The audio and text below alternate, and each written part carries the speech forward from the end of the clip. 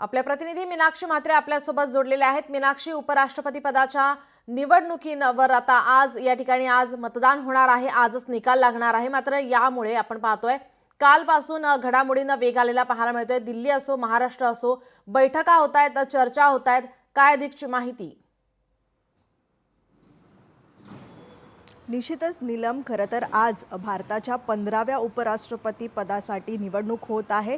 खरं तर आपण पाहिलं तर माजी उपराष्ट्रपती यांनी जुलै महिन्यामध्ये राजीनामा दिला आपल्या तब्येतीच्या कारणावस्ता। त्यानंतर ही निवडणूक जी आहे ती जाहीर करण्यात आलेली आहे। खरं तर आपण पाहतोय की NDA कडनं काल अनेक बैठका घेण्यात आलेल्या आहेत। सोबतच आपण पाहतोय इंडिया आघाडी देखील तितकीच तयारीशीत उतरलेली आहे। खरं तर आपण पाहतोय की NDA कडे मोठं संख्याबळ असलंच तरी मात्र सावधगिरीचा जो पवित्रा आहे तो घेतलेला आहे, कारण जे घटक पक्ष आहेत त्यांना देखील आपण पाहतोय की संपर्क मोठ्या प्रमाणात साधण्यात आलेला आहे। त्यामुळे कुठेही ही निवडणूक जी आहे ती आपल्याला हारता कामा नाही। आणि आज सकाळी आपण पाहतोय की पंतप्रधान नरेंद्र मोदी हे 10 वाजता मात्र उपराष्ट्रपती पदासाठी मतदान करण्यासाठी जातील, तर तिथे शिवसेना उद्धव बाळासाहेब ठाकरे यांच्या शिवसेनेकडनं व्हीप देखील जारी करण्यात आलेला आहे। त्यामुळे संजय राऊत आणि त्यांच्यासोबत उमेदवार हे एकत्रित मतदान प्रक्रिया पार पाडतील।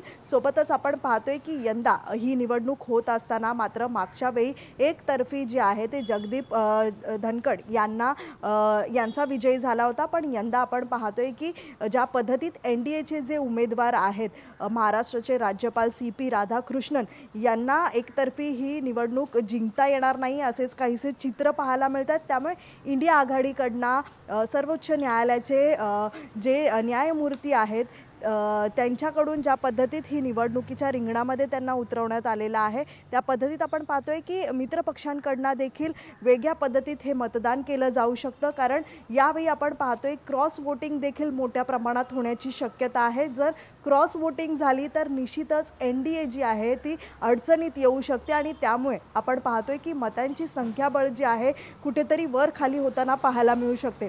सध्या आपण पाहतोय की CP राधाकृष्णन यांना 50 ते 55 पर्यंत जे आहेत मतं पडू शकतात। आणि एकीकडे आपण जर पाहिलं तर सुदर्शन रेड्डी जे आहेत त्यांना जवळपास 45 ते 50 हून अधिक देखील मतं पडण्याची जी शक्यता आहे ती वर्तवली जात आहे। खरं तर आजच्या दिवसभरामध्ये 10 ते 5 या दरम्यान मतदान प्रक्रिया जी आहे ती पार पडेल आणि आजच्याच दिवसाला आपण पाहतोय की 5 नंतर निकाल देखील जाहीर केला जाईल।